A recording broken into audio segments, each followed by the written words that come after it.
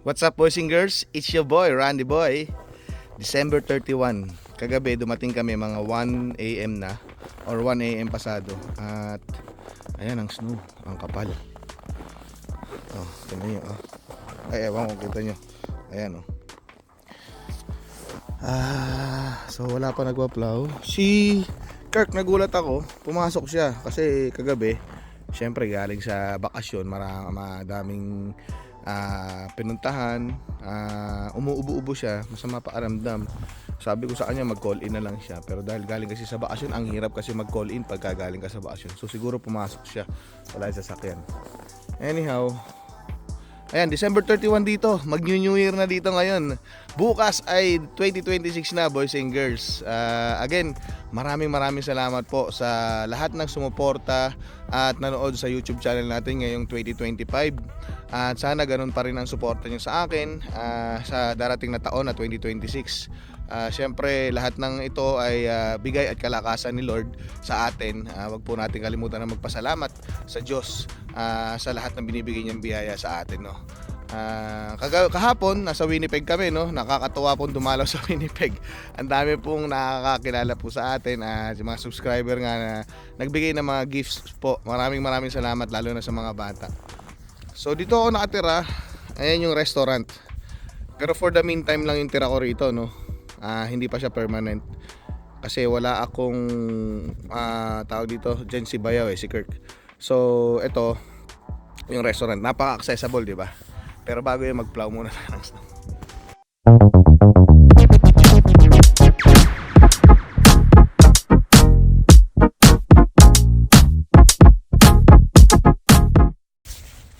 Okay, gumawa lang ako ng pathway papunta rito sa likod. Tapos nilabas ko yung mga recycles. Ayan, galing sa restaurant dyan. Tuwing Wednesday yan nilalabas. Hindi pa tayo tapos dahil papalain pa natin yun, yung store. Ayun, let's go. Ito pa, itong harapan na to, kasi otherwise wala makakadaan dito. At saka yan, ay nako, it's your boy. Nauna na si Rose, yung kasamahan ko pumasok. Ayun yung kapalo. Tapos dinala ko itong sasakyan para alam mong customer na open kami ngayon 31 para may nakaparada dito.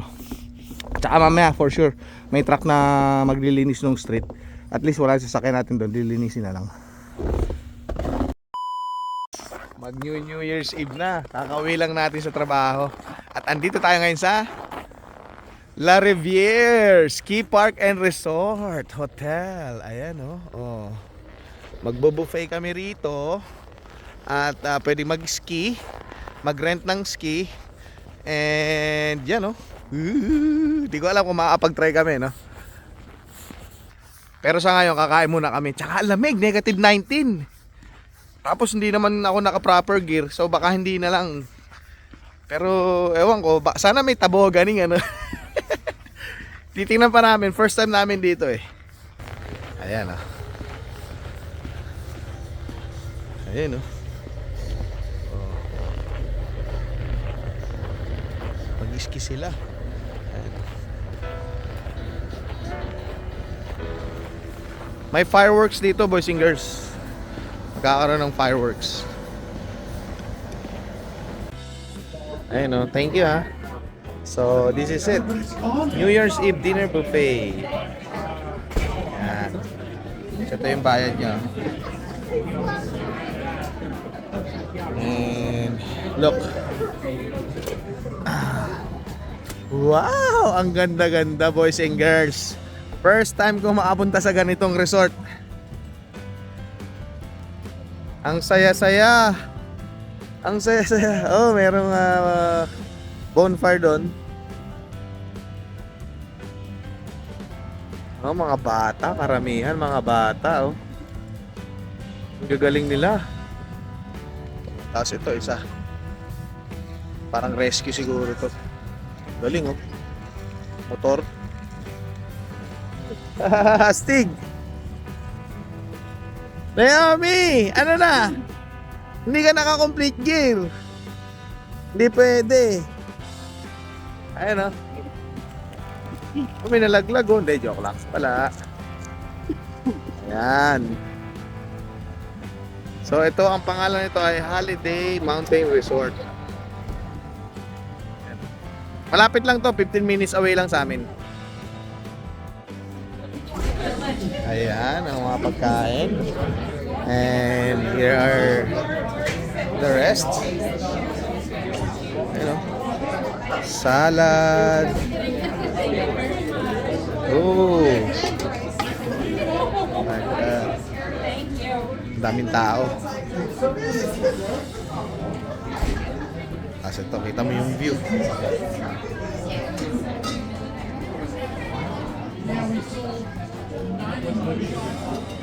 Happy New Year, Kirk!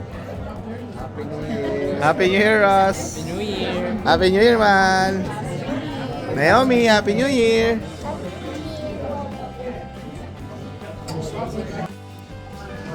Ito yung kinuha namin, oh. Yan, oh. Yan, ah. Ayun, oh. Oh. Sarap. Kaso nga lang, hindi pala siya buffet na unlimited. One time kuha lang siya. Pero pwede na rin. Kasi ito yung view. Ay, mga nag-ski. Yan. Let's eat! Busog, boys and girls. Ito mga pagkain. Ito kay Naomi. Kay Ross, konti na lang. Kaya ako na, konti na lang. Ito doon, oh. Tapos, ito yung kitchen nila, oh. Mostly Canadian sila na lahat nandyan. Tapos labas-pasok yung mga tao rito. Mag-i-ski sila. Tapos pupunta rito, order ng chocolate, ng coffee. Tatambay dito. Tapos mga after 30 minutes, 15 minutes, lalabas na naman sila, mag-i-ski na naman sila. Ganon pala dito. Nakakatuwa. Sa kabilang side, may live band. Free live band yun. Kung doon kami nakakita ng table, kasi pwede kami upo doon eh. May sounds doon. Pero dahil punong-puno siya, dito lang kami nakakita. Ay, Jesus Lord. Alright, there you go. So, the tickets is just like that. Adult, and may mga, ano siya, yung age bracket. Student, ID required, and tapos, after ang bumili ng ticket, pwede ka mag-rent ng equipment sa kanila. May full set from head to toe, pwera yung helmet. So, halimbawa, full set, 37, plus helmet. Ganon. So, junior set, kasama na yung boots dyan, yung ski, everything, pwera yung helmet. So, ayan siya.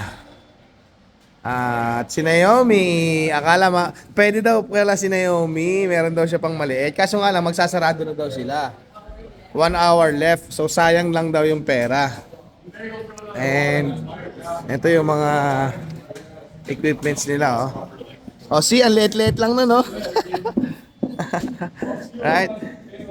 Even just a little can ski. Yeah. Right?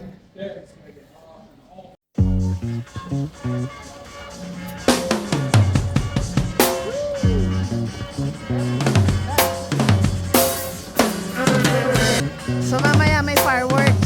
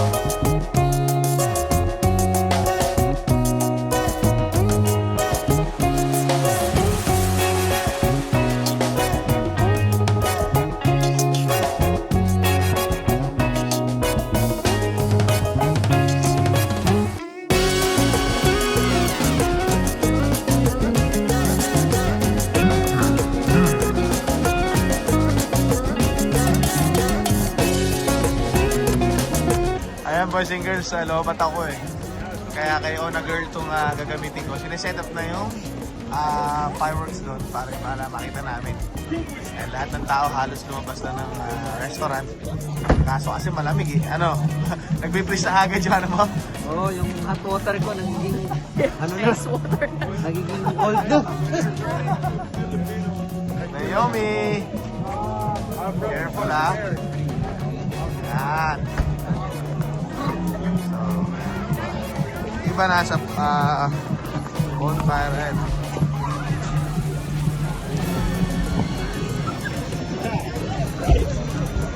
Right. To be fair,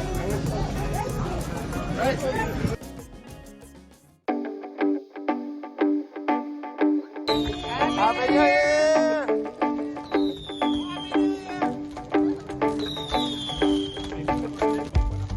Ayan boys and girls, maraming salamat sa lahat ng sumuporta, nag-subscribe at patuloy na nanonood sa akin sa mga vlogs mula noong 2023 hanggang ngayong 2025. Hindi ito magiging posible kung wala ang gabay ng Diyos at ang suporta ninyong lahat boys and girls. God bless you all boys and girls at purihin ang Diyos, to God be the glory. Super thankful ako sa inyong lahat at lalo na kay Lord sa opportunity na to na maapag-vlog at maapagkwento sa inyo ng mga kung anong nangyayari dito sa Canada, sa buhay-buhay dito at kung ano ang sitwasyon namin bilang temporary foreign workers. Nawa, kita-kita ko dito tayo ngayong 2026 sa mas marami pang videos at vlog na paparating. Salamat palagi boys and girls. Ingat kayo lagi. God bless.